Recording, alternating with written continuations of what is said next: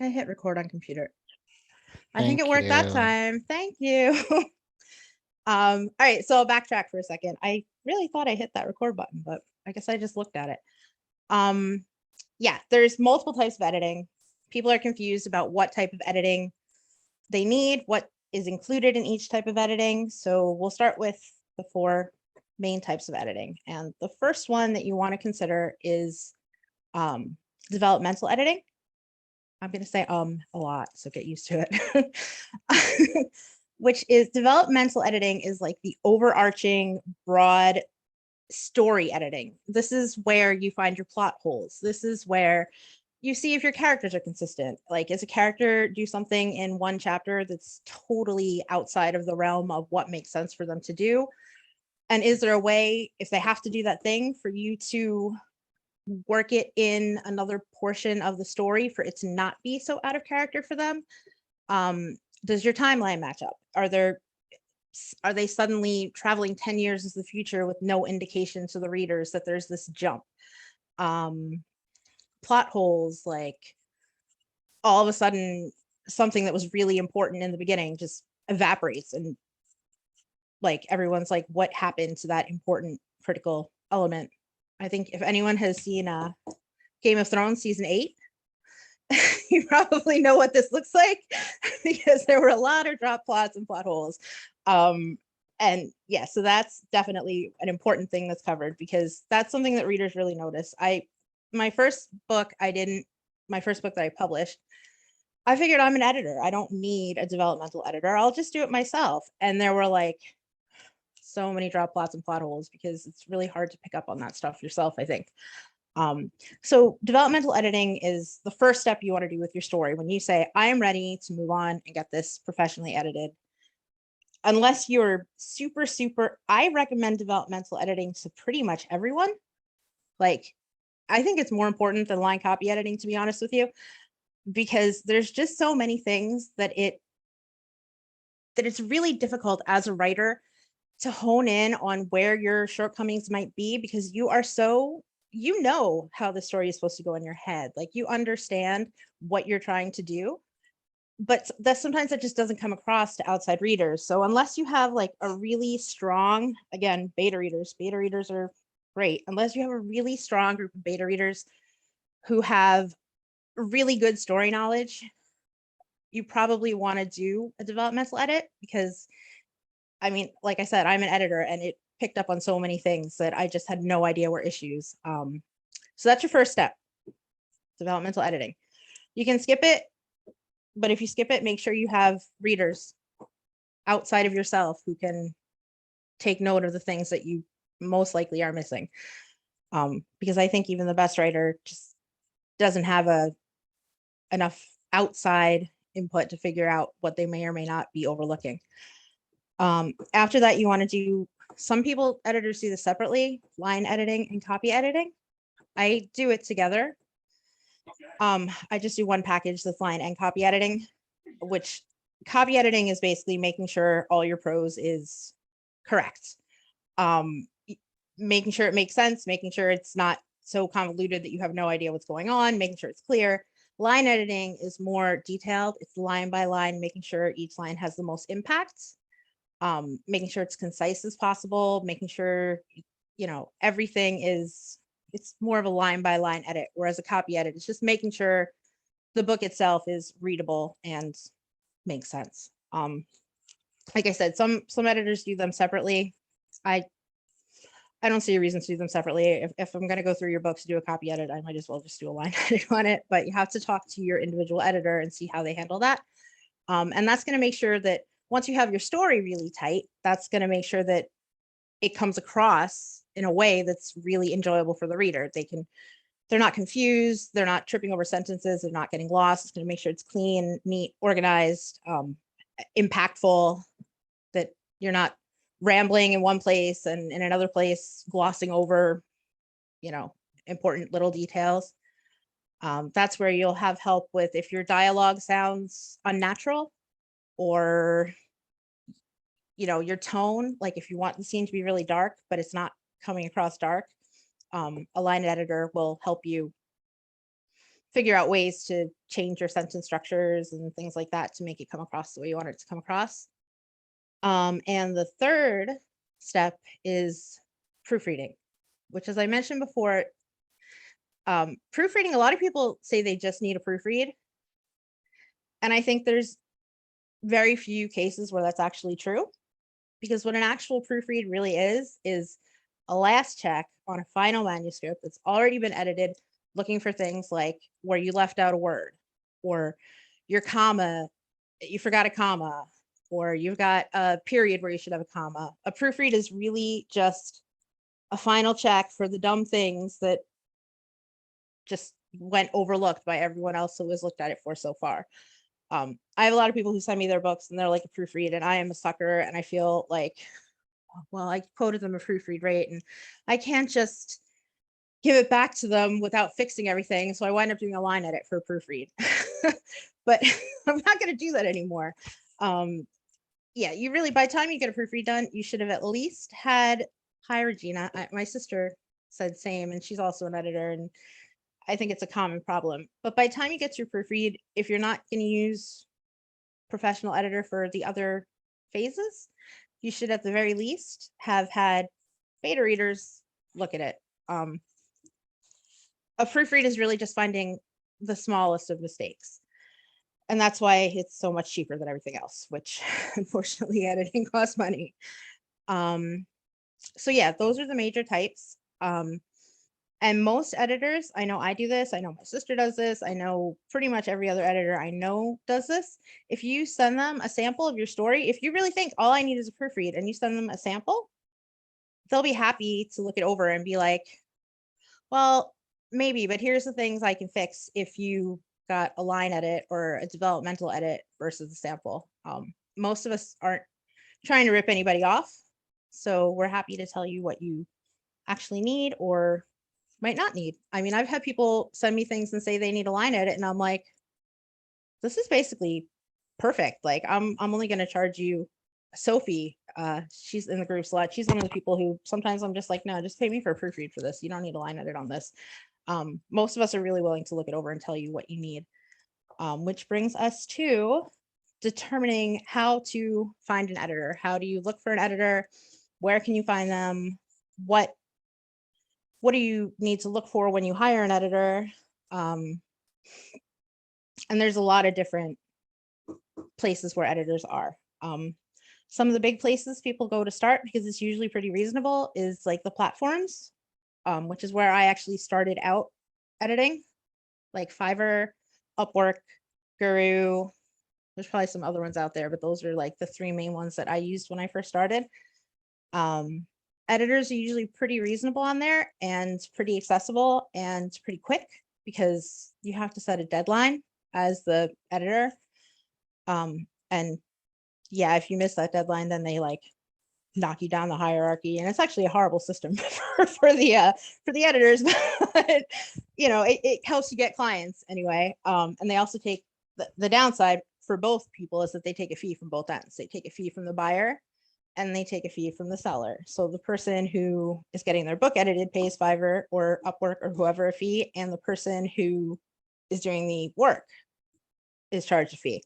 So that's like the real downside of platforms, is that everyone's getting charged more for less. It's 20%. I don't know what it is on the buyer end, but on the seller end, it's 20%, which is not like a little bit. I don't know if anyone has been on Fiverr as a buyer, if you know what the fee is. I don't know if it's 20% too or not, but it's kind of a, you know, you're paying 20% for basically the ease of finding someone. If you choose to go through a platform, there's like a couple important things to keep in mind. Make sure you check reviews really carefully. There's a lot, particularly on Fiverr, which is kind of like the Wild West of the freelance world. There's a lot of scammers and inexperienced people who will charge you a lot of money and not really give you a product that's worth what they're charging you. Okay, so Shannon said, yeah, that it was $3 on top of what you paid 15. So that, yeah, that's kind of, I mean, it's not a huge amount of money, but if you're paying for a $1,500 project, that's a lot of money to pay in fees. but it is probably the easiest place to find someone. There are always people there. I recommend never going with anyone who isn't at least, I'll say level 1, but I'm leaning towards level 2 seller if you're on Fiverr. Same thing with Upwork. Look for rising stars, and I forget what they call, I haven't been on Upwork in a while. I forget what they call their version of all-star seller, but okay, so yeah, it does work out to 20%. Yeah, so it's 20% from the editor and 20% from the person sending the project. So they're making 40% just for being existing to hook you up with an editor. But yeah, make sure you check reviews. Like, you want to make sure that the person has a lot, like not 5 or 10, like 50, 60, 100 reviews that are mostly good, and not just good job, good job, good job. Look for someone who has reviews that tell you what the editor did well, so that you understand, like, okay, this person obviously knows what they're doing because they have all these reviews that document what they did well. Because you can really spend a lot of money and not get a great edit, and then everyone's screwed. Well, except the person who ripped you off. So that's one option, is to go through the platforms. Off platform, there's a lot of editors. Like, I don't really use the platforms anymore. I don't need them. I have private clients and word of mouth. Oh. What was that?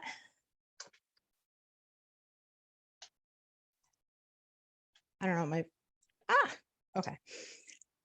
Sorry, my computer system is weird. Oh, now I can see the comments. Right, I fixed it. Excellent. Before they were just popping up. But yeah, make sure you do that. And off platform, a lot of the groups, there's a lot of editing groups. I'm a big fan of groups in general on like Facebook.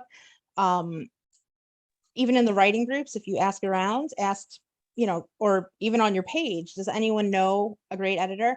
There's a lot of people who work strictly by word of mouth. So if you ask, one of your friends can recommend a friend.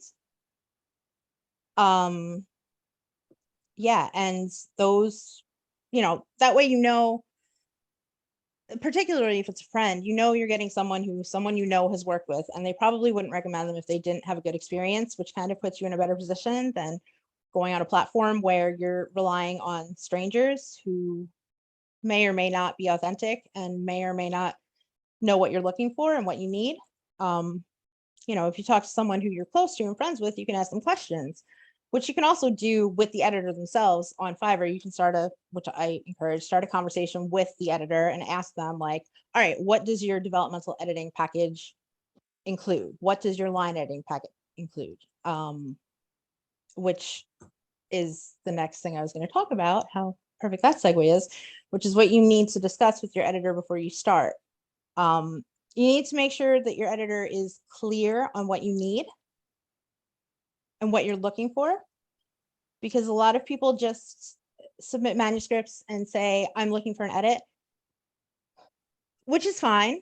You'll get an edit. But if you have particular concerns or things you're worried about as the writer that have bothered you about your manuscript, make sure you convey that to the editor you're interested in, and ask them if they have experience dealing with that before, or ask them, is this included in this package or that package? Because a lot of times, not every editor's package matches up.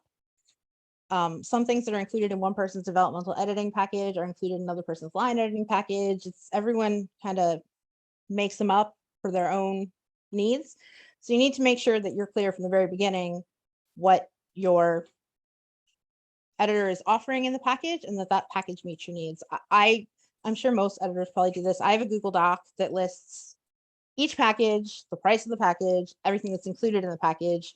And that's the first thing I send to anyone who contacts me. So they know right off the bat what you're paying for, what you're getting in each package, what the value of it is. And I feel like you need to make sure that's something you get from someone before you start working with them, not after, when you get your manuscript back and you're like, this isn't really what I thought it was going to be. You have to make sure the expectations are clear from the very beginning. What else? Does anyone have questions along the way that haven't popped up in the chat? You can turn your mics on and stuff. No one? I'm curious when you would suggest doing each type of editing, like at what stage. Like, for example, I've heard some people do developmental editing like after they have their first draft done. And to me, that feels really late to be getting developmental editing. But for some people, they might feel like that's too early. And then when is it too early to get like copy and like all of that? So with a developmental edit specifically, that's really up to the person. Like I have people who send me things chapter by chapter for developmental edits. So as they're writing the book, we're working on the developmental stuff, which I think probably makes the drafting process easier because by the time they are ready for their second drafts, they already have a lot of feedback on what, I mean, not necessarily needs to be changed, but they already have development things to consider when they start their second draft. So with developmental editing, but a lot of other people send it to me when their first, like you said, when their first draft is done, then we go over it, we do a dev edit, and then they go and they just in one shot make all their, go through that for their second draft. So that's really developmental editing. That's up to you and how you're comfortable doing it. If you're the kind of person who's going to edit as you go along and make notes and make changes and kind of work on your second draft while you're still working on your first draft, then that's definitely something that most editors are open to, but it's not mandatory. I would say most people actually send me their complete draft, except for Vela people who send me one episode at a time, which is also fine. Like, it's really how you want to do it. A lot of people don't edit their Velas before they put them on Vela. I don't get mine professionally done before I put them on Vela. I do my editing before I release the long form. That's another thing that's totally your call and how you want to do it and how strong you feel your writing is, whether you need it or not. Yeah, that's a personal decision. But line and copy editing, you should never get done until you're really, really, really confident with the story itself. If you are at a point where you're not sure and you think you're going to go back and maybe change chapter 7 and like kill off this character or do some other like major thing that's going to require a lot of rewriting, you're not ready for a line edit yet, because you're going to do the line edit. You're not going to, you're going to go make changes, and then you're going to have to pay for another line edit, or you're going to have to find some sucker like me who's like, all right, fine, send it back. But most editors won't do that. So yeah, you want to make sure with the line edit that you're done. Your story is set in stone. As far as you're concerned, you're not making any more story changes, because this is just, yeah, you just want to tighten up your prose, make the story flow better and read better, but the elements itself are already set. Which isn't to say I haven't changed things after I've had a line edit done. I absolutely have. Sometimes it just happens, but you want to wait until you think you're ready. And proofreading, again, I talked about this at the beginning.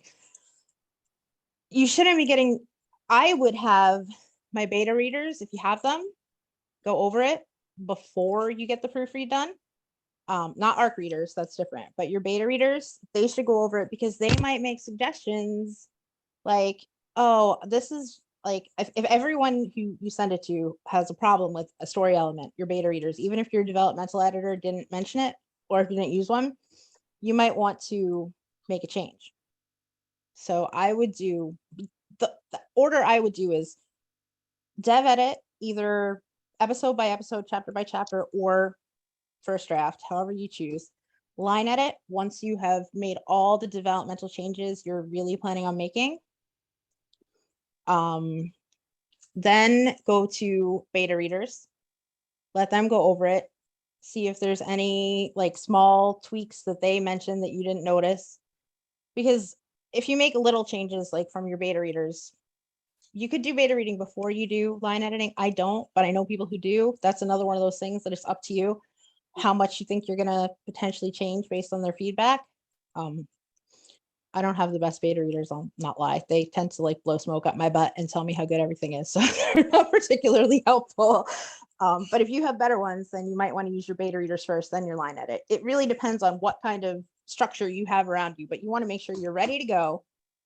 You don't think you're making story changes before you get a line edit done. And your proofread should be your absolute final draft. You're not changing anything else. You're just looking for mistakes. Be the last thing you do before you format. And make sure you do it before you format, because if you format it with a bunch of typos, your formatter, I also format, is going to be like, I'm sorry, I'm not reformatting this for you for free just because you found 200 typos in it. Like, so before you format, make sure you get your proofread. Did that answer? I know it was a little open-ended. Yes, absolutely. Okay. Anybody else have any questions? There's another question in the chat. When looking for an editor, should we be asking what genres they're comfortable with? Yes, absolutely. Most editors will actually tell you the first thing, at least I do, and I think my sister does, most people I know do, my editors do, is what genre is your book? They'll ask you right off the bat, because like I don't edit nonfiction. I don't like nonfiction. It doesn't interest me. I don't want to read it. And it will take me 14 times longer to edit something that's nonfiction because I don't like it. So and I primarily edit fantasy and paranormal romance, and I'll do, for people I like, some things like contemporary romance. But yeah, your editor you shouldn't have to ask, but if they don't tell you that they're comfortable working on your genre, they should know your genre and you should make sure that they're comfortable with it. But they should tell you in advance, like, no, I don't, when you're first discussing it, like, I don't edit fantasy or I don't edit nonfiction. Most of us have a specialty. And we'll tell you that. Like, if someone asked me to edit their, and I actually do this for one person, their rom-com, I would be like, I can do it, but just be aware that I am primarily like a fantasy reader and a fantasy writer, so I may not be as familiar with all the tropes and hitting whatever genre things you might need to hit as a rom-com writer, because that's not my genre. It's not what I read. It's not what I write. It's not really what I edit. But yeah, so they should tell you that up front. And if they don't tell you that up front, you should definitely ask. They should know your genre and they should be comfortable editing that genre, and you should make sure of that. And my sister, if anyone needs a nonfiction editor, my sister's the opposite of me, and she pretty much only edits nonfiction, so she's your girl. Yeah, and Deborah, I see the chat now. You're right. The plots and tropes, you really have to. That's why you want to find someone who knows your genre. Like, if you send me your rom-com, I can do an edit, but I don't know what a rom-com reader is expecting. I don't really understand what expectations are because it's not my thing, you know? So yeah, you want to make sure your editor has at least some understanding of the genre that you're writing. Anyone else? Did I miss any before I had this chat window popped up? Question. Yes. I've worked with 2 editors, and when I first worked with them, they were my first books, and I paid the full freight. Going back to those edits on my 3rd and starting on my 4th book, I realized how poorly done those edits were, because the things that I would expect from an editor, like making sure I wasn't repeating myself, 2 paragraphs down. That, yeah, that kind of plays back to what I mentioned at first about right. what is included in the package. Yeah, make sure that. But they had said that they would cover me. Like, that was like part of the first conversation. And like, now that I know that, how do you address that though politely? Like, because it feels very uncomfortable when you're coming back to an editor and saying, this isn't done right. Like, you really haven't done your job properly here, and I'm paying you $800. Yeah, and you know what? No editor likes to hear that. And again, that I think that's, in your case, it doesn't really. I was going to say that I think the main thing is to make sure that expectations are upfront, but they were upfront with you. And because they were upfront with you, I would very nicely and politely, don't scream at them, obviously, because then you're just going to exacerbate the situation. I never do. No, I know. I've I never know you put wouldn't. people, I've I'm never just put saying, if people on anyone's blast. thinking about It's it. not a thing. But it's just one of those things where I would specifically make like a list, like in your contract, if you sign a contract, or in whatever they said, you'd be like, former lawyer. Well, I would say, like, Everything's written look, down. these were my expectations from you, and I really like working with you, but I feel like these issues weren't resolved and you didn't meet my needs in these areas.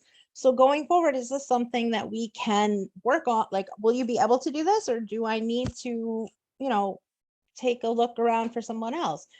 I mean, most editors are, I'm open to criticism. If someone's like, you didn't do this and I expected you to, I'm like, all right, I need to like step back and consider whether I did that or not. Sometimes it's something ridiculous, like they asked me for a proofread and they're mad at me because I didn't tell them that like their character it was sitting in one scene and then he was standing, which is not something that's included in a proofread. But a lot of times, sometimes I don't even know that, especially when I was newer, that I was overlooking something that was really important. So I think most good editors, like who are decent people, are open, just like writers, to constructive feedback and criticism, as long as you're pleasant and approachable about it. And if they get really upset and like freak out, then maybe they're not the editor for you, because that's not really something an editor should freak out about. They should be open to, they should want to help you make your book the best it should be. And if you think that there's something they're not doing that they agreed to do, then they should, as long as it's within reason, they should be willing to, to do what it is that you need to make your book the best it can be. Okay. It's one of those uncomfortable things when you're going back to somebody. Oh, it's very and uncomfortable. you're like, it's almost as uncomfortable as asking people to pay their invoices. They're on yeah, the same well, level. listen. Well, that's one of It's like that's one the of those two things where sides I'm of the like, thing. I've never not paid my bill when it came in. And I'm like, dude, I paid you $800 and I've now had to revise my book. Yeah. Yeah. I mean, that's really, there's no easy way to confront that situation. I wish I could just be like, oh yeah, this is what you do. But I was just wondering if there was a normal expected thing on the front of the editors where you're like, this is what we expect when there's a problem. But like, I'm just like lost. Because as an attorney, like I knew what to expect when people were mad at me. They just scream at me. But yeah. I mean, I think the only thing any editor expects is not to be screamed at. Like, and I never do, because I never liked it when I was a lawyer. Yeah, exactly. I feel like most editors, if you just bring it up and you're just like, listen, this is not a dig against you, but this is like something that I've had an issue with, and I've had to go back and make revisions after I thought I was done because this wasn't covered. In the next book, can we make sure that we focus on this? Most of them will probably just be like, yeah, absolutely. Or thank you for letting me know. I didn't realize this was a problem, Yeah, I just, how I found most of it, besides reading it, which was horrifying, writing aid. Oh, really? Yeah. Writing aid. You've used this word too many times. Yeah, that's interesting because a lot of editors like have an issue with, not a lot, I don't know if I would say it's a lot anymore, but some editors have an issue with writing software. I use Pro Writing Aid and Grammarly after I finish a hand edit because I am a human being and sometimes I'm tired. I'm often tired, and sometimes I'm distracted, and sometimes my husband is talking to me or my dog is barking or the doorbell's ringing and I miss something. So when I finish doing, an edit myself as a human being, I go back over it with Grammarly and with Pro Writing Aid just to make sure I didn't miss anything stupid, like repeated words or some dumb capitalization thing that, just, there's so many things you can overlook because you're one person, and you, after you've looked at a story like multiple times, sometimes you just start, just like the writer, you start glossing over things, like you think words there and it's not. So yeah, I'm actually a fan of all those writing softwares. I think they're really helpful. I don't think anyone should ever do their entire edit by accepting everything that Pro Writing Aid or Grammarly accepts, because then you're going to have a lot of things that are not right, but they're a tool. Yeah. When it counts how many times you've used hands and eyes and it tells you that that's all your characters do, it's really helpful. Yeah, that's something that should be fixed in a line edit specifically. Yeah. Yeah. Okay. Yep. Thank you. Yep. Does anybody else? I like the person in the comments who said, I've used Grammarly, I don't need an editor. Yeah, there's a lot of people who do that. It can help, but it's not really an editor. Does anybody else have questions? can you talk about pricing? Like what a reasonable price we should expect, or price range we should expect for each kind of editing? I guess. Um, so a lot of your pricing is going to depend on a lot of different things. It's going to depend on how experienced your editor is and whether they're just starting out and trying to get new clients, or whether there's someone who's been editing for a long time and is a little more like, I'm going to set my pricing higher because I don't really need more clients. Like, I'll take someone if they're willing to pay what I want and I really want to work on their project. Um, I would say, which again, that depends on your needs. Like, there are some really good, like, young editors who are just starting out who are going to give you a great edit, even though they're new. And they may only charge you like 0.03 for something that another editor will charge you 0.1 for per word. It, the pricing is a really hard thing to cover because it depends on what you're looking for.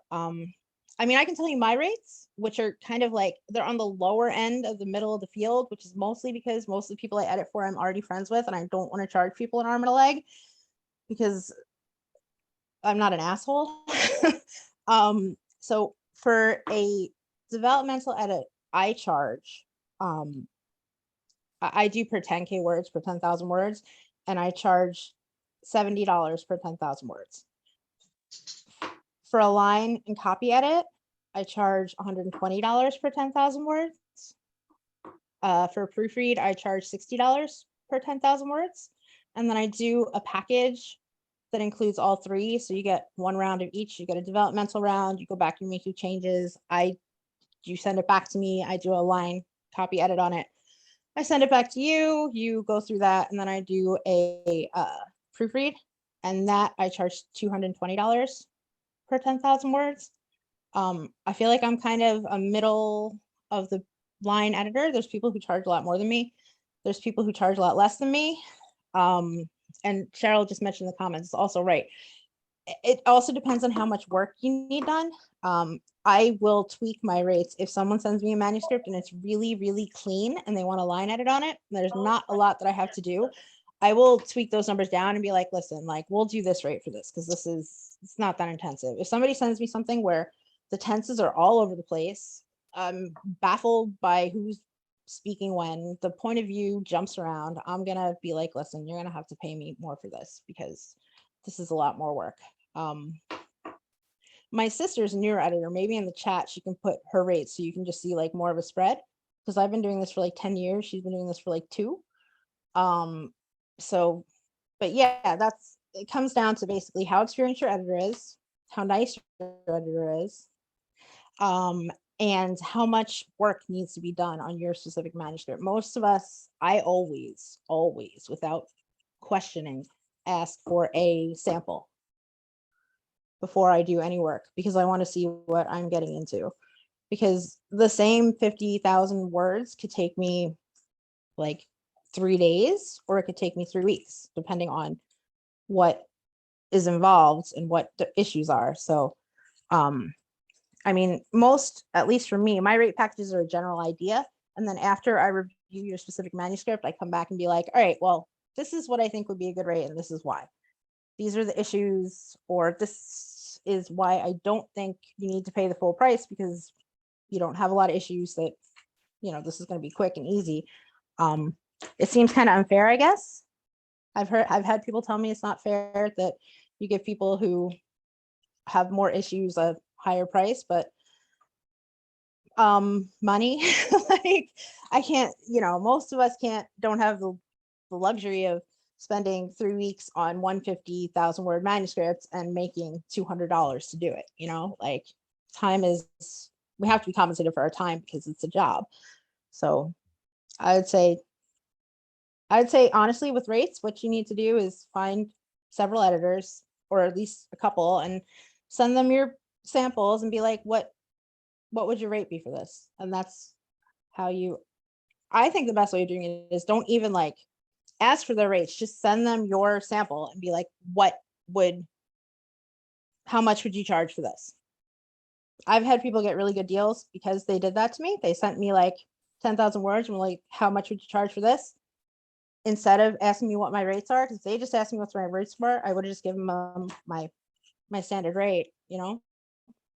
So I think that's a good tip or a trick, is to send a sample to the editor and ask them what they would charge to do whatever kind of editing you need for that sample.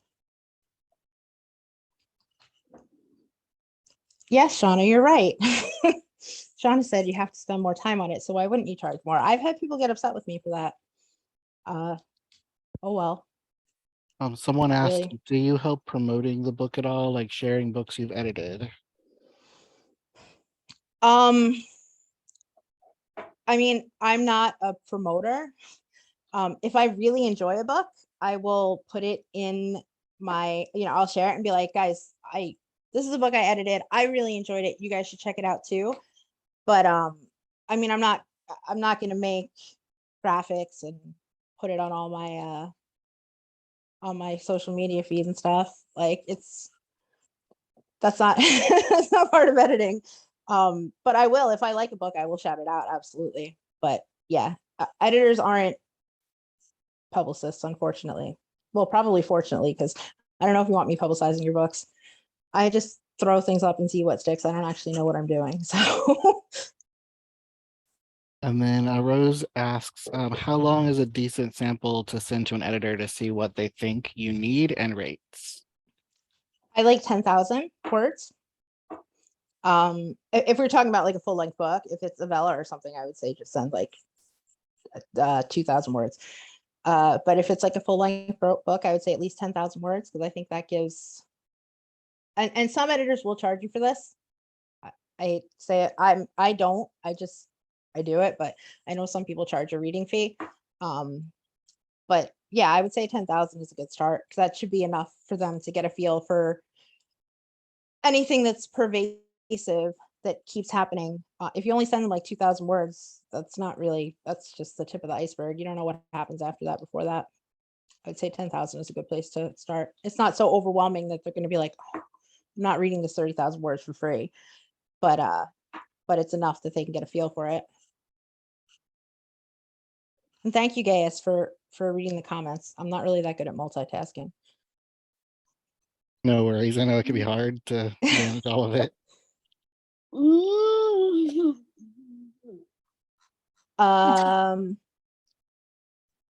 Does anybody else have questions that I missed in the chat? You can put them there now. I'm actually looking at it now. Yeah.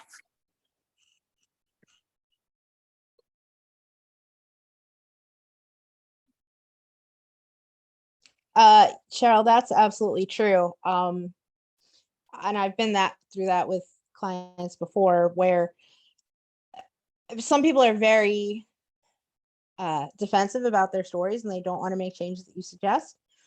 And yeah, the editor kind of gets the bad end of the stick with that, because then there's complaints that the editing was poor and stuff.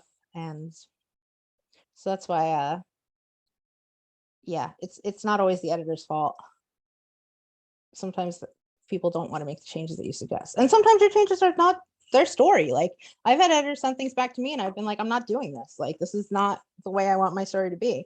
And that's your prerogative as a writer. But yeah, I don't know, other writers aren't always the best source of whether an editor is good or bad, because sometimes they just didn't mesh well with the editor, which is something to consider. Like, I think it's important to have a rapport with your editor. You should be able to talk about things openly and honestly. And like, if your editor is afraid to tell you something isn't working, that's a problem. If like every time your editor tells you something, you're like, this is not the way I want my story to be, and it happens consistently, maybe that editor just doesn't understand where you're coming from, and you need to like communicate better. Communication is like a big thing. Maybe you need to say like, look, these are sticking points for me. These are things that I'm not going to change. What can we work around to improve it within this scope? So, I mean, most of us really just, I mean, I get 1,000 direct messages a day talking about editing things, and I'm very happy to answer them. Most of us don't just take your manuscript and then send it back, and then that's the end of discussion. Like, we're usually pretty open to talking about things. And Kelly, commas are like a thing. I am kind of a classic comma person. I think that if it's a complex compound sentence, it needs comma, but if that messes up your flow and you don't want to do it, that's your prerogative. But it's hard for editors to know exactly that they're not necessarily reading it in your cadence. So commas can be, they're a little bit, to a point, if it's not a ridiculous run-on sentence or something, they're open to interpretation.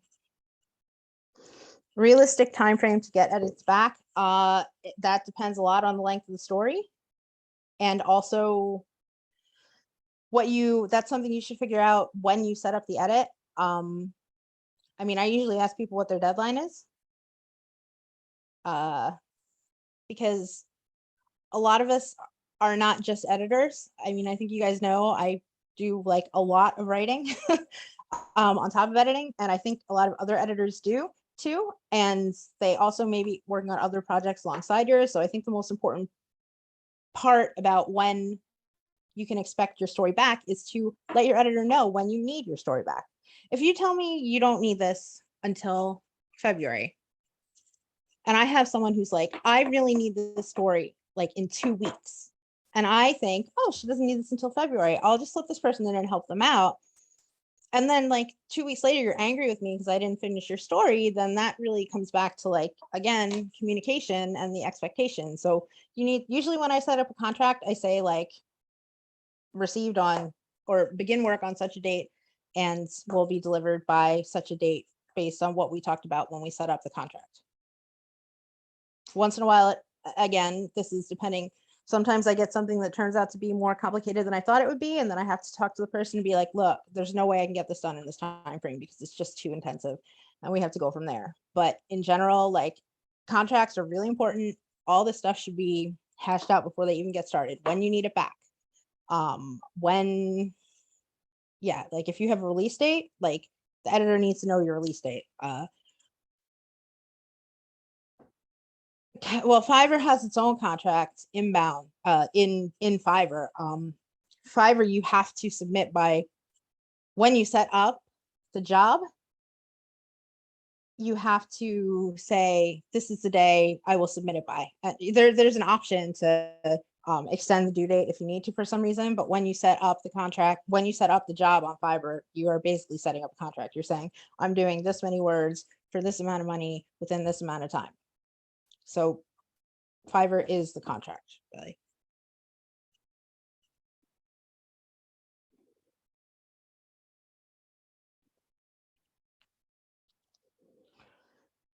I hate editing. Kelly asked, you edit in Google Docs. I hate editing in Google Docs, and it's not really Google Docs problem. It's my internet's problem. But I think a lot of people have this issue.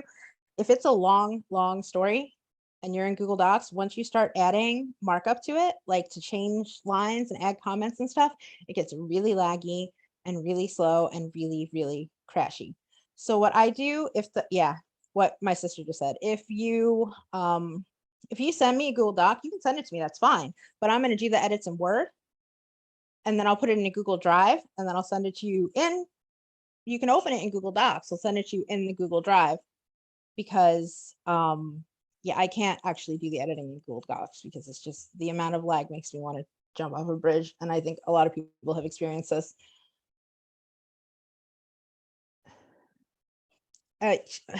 Cheryl's right. Yeah. If you say I need you to send this document to me by September 7th and the person sends it back to you on September 18th, and I have 3 other projects that are, you missed your slot, you have to wait till I have availability again. So you need to make sure you hold up the end of the deal with any future rounds of editing. Like if I do your dev edit and you say you'll have it back to me by June 10th, and then you send it to me on June 30th, I can't just, most editors can't just reshuffle their whole schedule to do your edit right away. So you need to hold up your end of the deal.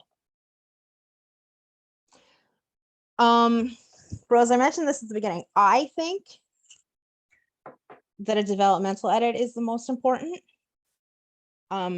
This is debatable. There's people who disagree with me, but I think that if you have a couple awkward sentences, it's not really gonna ruin the reader experience.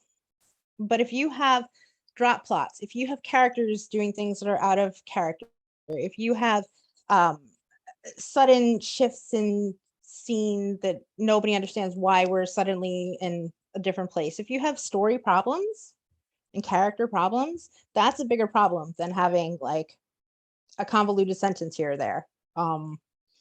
So I mean, to me, I think developmental editing is the most important. You can use other people to do your developmental editing. You can use beta readers if you have good beta readers who understand story flow and stuff.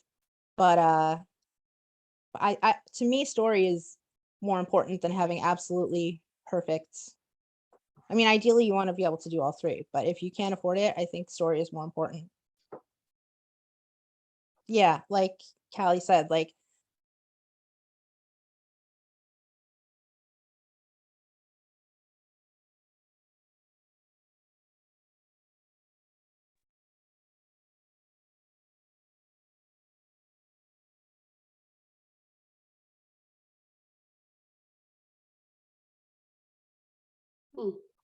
What happened? She's not there. Your speakers are not.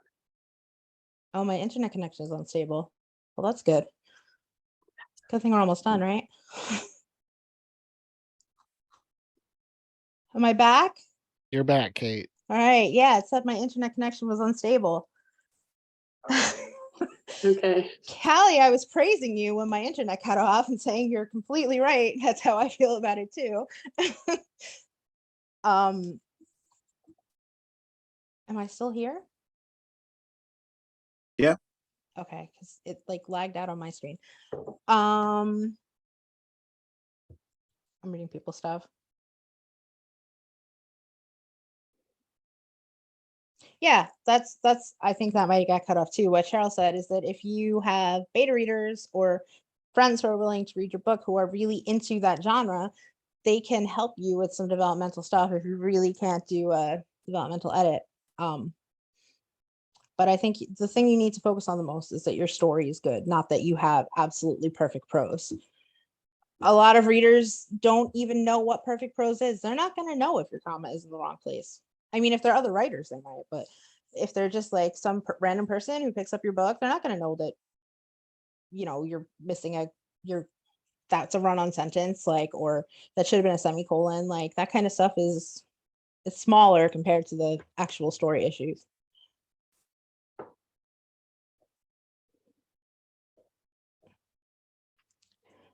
Indie author's grammar gets critiqued more. Well, I think indie author everything gets critiqued more. To be honest, like I think people are much harsher on indie authors than traditionally published authors. They have the expectation going into a traditionally published book that it's going to be that it's right. Whereas where they open an independently published book, they're a little more, even now, I think it's better than it was years ago, but even now I think they're a little more, oh, is this going to be a big mess? So I think as an indie author, you're walking into it knowing that people are going to be a little more questioning.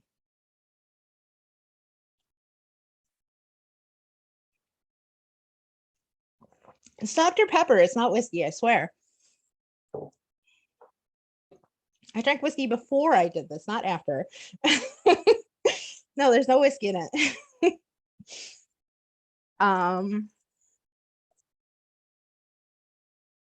It's not Guinness. I'm not really a beer person. I do hard cider and whiskey. But this is not, it's just Dr. Pepper.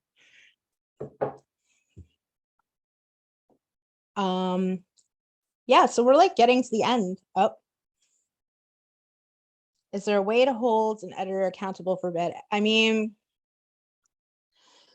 if you signed a contract, technically, well, there's a couple. First of all, if you book them, if you did PayPal and you did like, or any platform that has a I can't think of the word, where you made like a professional agreement, like, you know, PayPal, if you pay them as a merchant instead of friends and family, if they don't live up to your expectations, you can fight that right on PayPal and be like, I want my money back. This didn't live up to my expectations.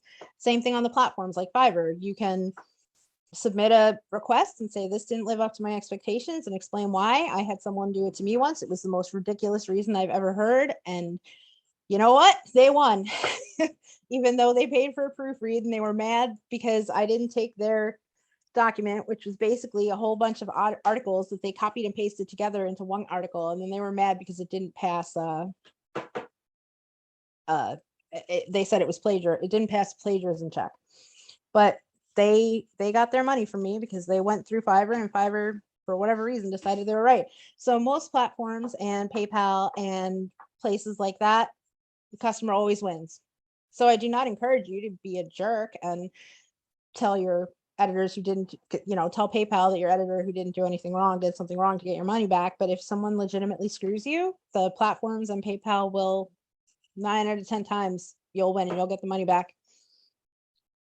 If it's past that point where you can't go through PayPal anymore, I think the only option is probably like take your contract. And I mean, if it was enough money, you could like probably do like a small claims court thing. But I think that's those are really your options. But if you do complain on PayPal, you'll win. The buyer always wins. You're welcome. I'm glad that I was helpful to everyone. If anyone has any other questions, yeah, like I said, we're getting down to the wire. I haven't eaten dinner yet, so we're gonna do that. But feel free to ask quickly right now, or you can message me later if you want. I'm always on Facebook. Okay. Thanks, guys. I'm going to count to 3 and then I'm going to sign out. Okay. Oh, wait. How do we contact you? I'm on Facebook. You can Facebook message me, or I'll type my email in the chat if you want to email me.